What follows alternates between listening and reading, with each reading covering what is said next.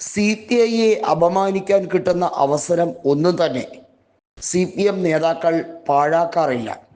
Kannur ജില്ലയിലായിരുന്നാലും CPMന്റെ അതിപ്രസരമുള്ള party ഗ്രാമങ്ങൾ സ്ഥിതി ചെയ്യുന്ന മറ്റ് പല മേഖലയിലായിരുന്നാലും CPIക്ക് അവിടെ പ്രവർത്തന സ്വാതന്ത്ര്യം പോലും നിഷേധിച്ചു. അത് കൃത്യമായി സംസ്ഥാന കമ്മിറ്റി പറഞ്ഞിരിക്കുകയാണ്.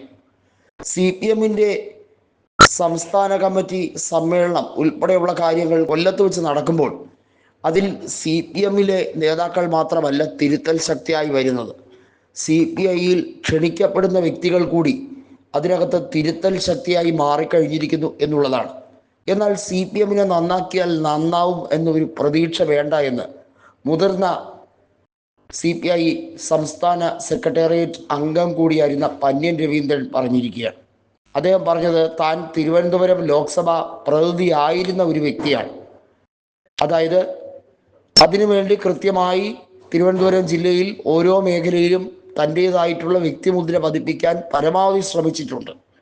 2005 മുതൽ 2009 വരെ PK വാസുദേവൻ നായർ മരണപ്പെട്ടതിനെ തുടർന്ന് നടന്ന ഉപതെരഞ്ഞെടുപ്പിൽ 74,000-ഓളം വോട്ടുകൾക്കാണ് VS ശിവകുമാറിനെ പരാജയപ്പെടുത്തി ഇവിടെ CPI നേതാവായ പന്ന്യൻ രവീന്ദ്രൻ തിരുവനന്തപുരം MP ആയത്.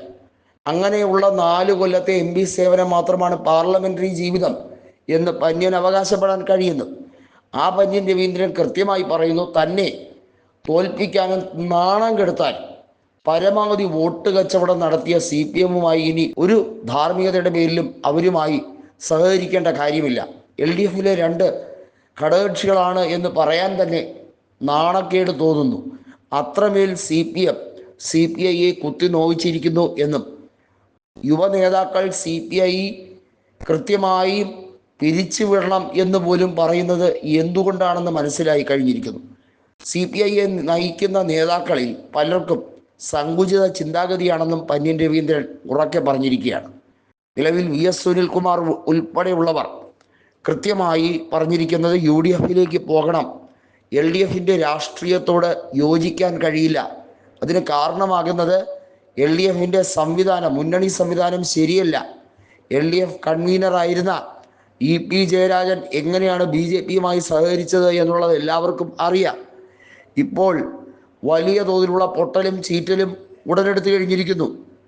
മാത്രമല്ല TP രാമകൃഷ്ണൻ ആയിരുന്നാലും ആര് കൺവീനറായിരുന്നാലും പാർട്ടിയുടെ ഹിഡൻ അജണ്ട അത് BJPയെ സഹായിക്കലും BJPയുമായിട്ടുള്ള ഡീലിങ്ങുമാണെന്ന് മനസ്സിലാക്കി കഴിഞ്ഞതോടുകൂടി CPIയുടെ സ്ഥാനം ചവറ്റുകുട്ടയിലേക്കാണ് LDFിൽ എന്ന് മനസ്സിലാക്കി ഇനിയും നാണം കെട്ട് അവിടെ നിൽക്കേണ്ട കാര്യമില്ല എന്ന് ബിനോയ് വിശ്വത്തിനെ പറഞ്ഞ് മനസ്സിലാക്കി കൊടുക്കുകയാണ് നേതാക്കൾ. നിങ്ങൾ മാത്രം അവിടെ ഞെളിഞ്ഞിരുന്നോളൂ, ഞങ്ങൾ പോകുന്നു ഞങ്ങളെ പാട്ടിന് എന്ന് മുഹമ്മദ് മുഹ്സിനും നേതാക്കളും ഒക്കെ തന്നെ പറയുമ്പോൾ ഇതിനോട് KE ഇസ്മായിൽ പറഞ്ഞൊരു കാര്യമുണ്ട്. ഇന്നിൻ്റെ കോൺഗ്രസ് എന്നത് കാലഘട്ടത്തിൻ്റെ അനിവാര്യതയായി മാറിക്കഴിഞ്ഞിരിക്കുന്നു. ദേശീയ തലത്തിൽ ഇന്ത്യ മുന്നണിയുടെ ഭാഗമാണ് CPI. CPM മറ്റൊരു രാഷ്ട്രീയ നിലപാടുമായി നിൽക്കുമ്പോൾ CPIക്ക് ഒരൊറ്റ മുഖമേ ഉള്ളൂ എന്നും KE ഇസ്മായിൽ പറയുന്നു.